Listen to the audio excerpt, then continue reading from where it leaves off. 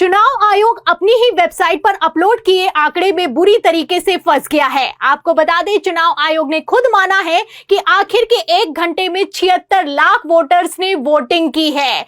अब जब से ये आंकड़े निकलकर सामने आए हैं, बवाल खड़ा हो गया है। कोर्ट में याचिका दाखिल की गई है और इस याचिका पर सुनवाई के दौरान कोर्ट ने नोटिस थमाया है। एक तरफ जहां कोर्ट ने नोटिस थमाया है, वहीं दूसरी तरफ चुनाव आयोग को लेकर आरटीआई में बड़ा खुलासा हुआ है। तो ऐसे में सवाल खड़ा होता है कि क्या चुनाव आयोग ने मोदी सरकार को फंसा दिया है? क्या चुनाव आयोग सुप्रीम कोर्ट के एक्शन के बाद घुटनों पर आ गया है? एक एक सवाल का जवाब आपको बताएंगे, लेकिन उसके पहले आरटीआई खुलासे के बाद से कैसे चुनाव आयोग की कोर्ट में हालत खराब हो गई है, बिग ब्रेकिंग देखिए। खबर आप देखिए आज तक की। देखिए, इसमें लिखा हुआ है कि महाराष्ट्र चुनाव में 6 बजे के बाद भारी मतदान का मामला, बॉम्बे हाई कोर्ट ने चुनाव आयोग को भेजा है नोटिस। तो नोटिस भेज दिया गया है। बॉम्बे हाई कोर्ट में सुनवाई हुई है और सुनवाई के दौरान जब चुनाव आयोग जवाब नहीं दे पाया है तो हाई कोर्ट ने नोटिस थमाया है।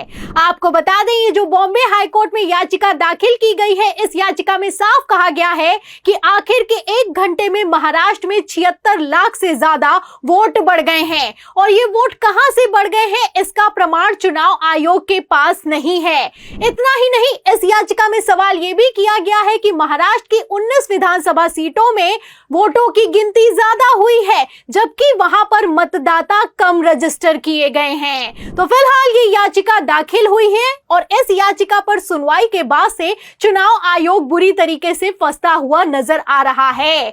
आप अच्छे से जानते हैं कि जब महाराष्ट्र के विधानसभा चुनावों के नतीजे निकलकर सामने आए थे, तभी इंडिया गठबंधन की तरफ से दावा कर दिया गया था कि आखिर के घंटों में भारी मतदान किया गया है। चुनाव आयोग को सबूत भी दिए गए, जवाब मांगा गया, लेकिन चुनाव आयोग ने जवाब नहीं दिया तो नहीं दिया। लेकिन अब कोर्ट में पेच फंस गया है। आपको बता दें, जहां एक तरफ बॉम्बे हाई कोर्ट की तरफ से नोटिस जारी किया गया है, वहीं दूसरी तरफ आरटीआई में भी बड़ा खुलासा हुआ है। आरटीआई में चुनाव आयोग ने खुद माना है, साफ चुनाव आयोग का कहना है कि उसे नहीं पता है कि महाराष्ट्र में आखिर कहां से आखिर के घंटे में 76 लाख से ज्यादा मतदाता बढ़ गए हैं।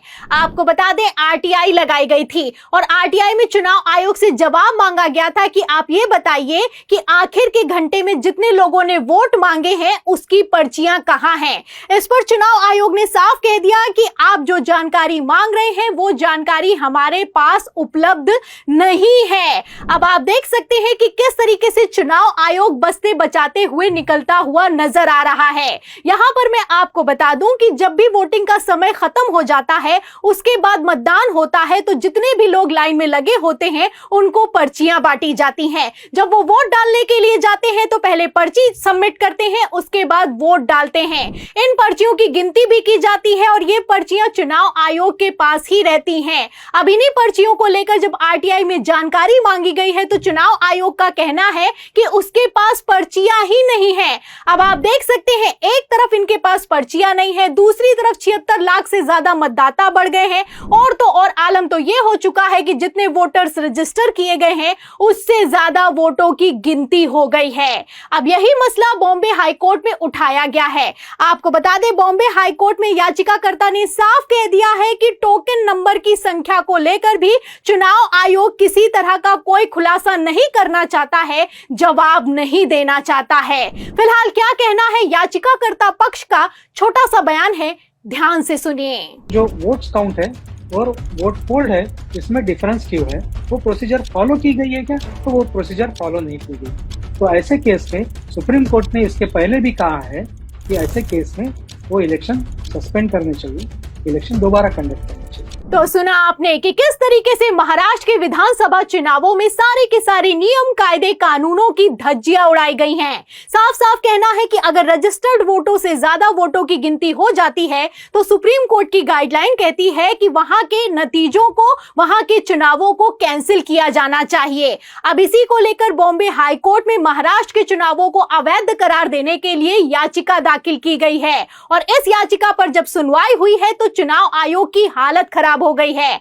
आपको बता दें, इसी मसले को लेकर राहुल गांधी ने भी कई सवाल उठाए हैं। राहुल गांधी ने बाकायदा प्रेस कॉन्फ्रेंस की है और राहुल गांधी का साफ साफ कहना है कि पिछले 5 सालों में चुनाव आयोग के आंकड़ों के मुताबिक महाराष्ट्र में 32 लाख वोटर बढ़े हैं, लेकिन लोकसभा चुनाव और विधानसभा चुनावों के बीच में जो 5 महीने होते हैं उसमें 39 लाख वोटर्स कहां से बढ़ गए हैं, सवाल खड़ा होता है। राहुल गांधी का कहना है कि हमारा वोट कम नहीं हुआ है, भारतीय जनता पार्टी का वोट बैंक बढ़ गया है, ऐसा कैसे हो सकता है। तो एक एक सबूत अपने आप में साफ करता हुआ नजर आ रहा है कि किस तरीके से महाराष्ट्र के चुनावों में हद पार हो चुकी है। आप देख सकते हैं कि राहुल गांधी ने भी सवाल उठाया है, इंडिया गठबंधन ने भी सवाल उठाया है, लेकिन चुनाव आयोग ने किसी तरह का कोई जवाब नहीं दिया है। फिलहाल बॉम्बे हाईकोर्ट की तरफ से अब नोटिस जारी कर दिया गया है। अब ऐसे में चुनाव आयोग का क्या होगा, आपको क्या लगता है? आपको बता दें, यहां पर बात सिर्फ बॉम्बे हाईकोर्ट की नहीं है, सुप्रीम कोर्ट में भी याचिका दाखिल की गई है और सुप्रीम कोर्ट में अभी जो 1 हफ्ते पहले याचिका दाखिल की गई है उसमें साफ साफ कह दिया गया है कि चुनाव आयोग नियमों का पालन नहीं कर रहा है, फॉर्म 17C को अपनी वेबसाइट पर अपलोड नहीं कर रहा है। आपको बता दें, फॉर्म 17C में यह रजिस्टर होता है कि प्रत्येक पोलिंग बूथ पर कितने मतदाता हैं। अब यह भी चुनाव आयोग बताने के लिए तैयार नहीं है। आप देख सकते हैं कि हर तरफ से चुनाव आयोग कहीं पर भी कुछ भी बताने के लिए तैयार नहीं है। अब इसी को लेकर बवाल खड़ा हो गया है और बवाल इतना ज्यादा खड़ा हो गया है कि बॉम्बे हाईकोर्ट में तो चुनाव आयोग भाग खड़ा हुआ है। फिलहाल सुप्रीम कोर्ट में सुनवाई होने वाली है और सुनवाई के ठीक पहले चुनाव आयोग के रवैये को देखते हुए सीजीआई संजीव खन्ना की तरफ से सख्त आदेश पारित कर दिए गए हैं। सीजीआई संजीव खन्ना ने 31 जनवरी को आदेश पारित करते हुए साफ कह दिया है कि जितने भी पोलिंग बूथों के जितने भी वीडियो क्लिप्स हैं उनको संभाल कर रखना। मतलब कि आप जब वोटर्स कहां से बढ़ गए नहीं बताएंगे, फॉर्म 17C अपलोड नहीं करेंगे, वोटर्स की संख्या से ज्यादा वोटों की गिनती कर देंगे, तो ऐसे में जरूरी हो जाता है कि वीडियो क्लिप्स देखे जाएं। फिलहाल वीडियो क्लिप्स को लेकर जब से आदेश निकलकर सामने आया है, चुनाव आयोग बुरी तरीके से फंसता हुआ नजर आ रहा है। अब ऐसे हालातों में जैसे आरटीआई में खुलासा हुआ है, जैसे बॉम्बे हाईकोर्ट ने नोटिस थमाया है, अब ऐसे में चुनाव आयोग जवाब देगा या फिर कि मोदी सरकार को बचाने के चक्कर में खुद फंसेगा। आपको क्या लगता है कि अब चुनाव आयोग का क्या होने वाला है? इस सवाल के जवाब में इस पूरी खबर पर आपकी जो भी राय है हमें कमेंट बॉक्स में जरूर लिखें। वीडियो को ज्यादा से ज्यादा शेयर करें ताकि सच्चाई दूसरों तक पहुंच सके। हमारे चैनल को लाइक करें, सब्सक्राइब करें, ज्वाइन करें। फिर मिलती हूं अगली खबर के साथ, तब तक के लिए धन्यवाद।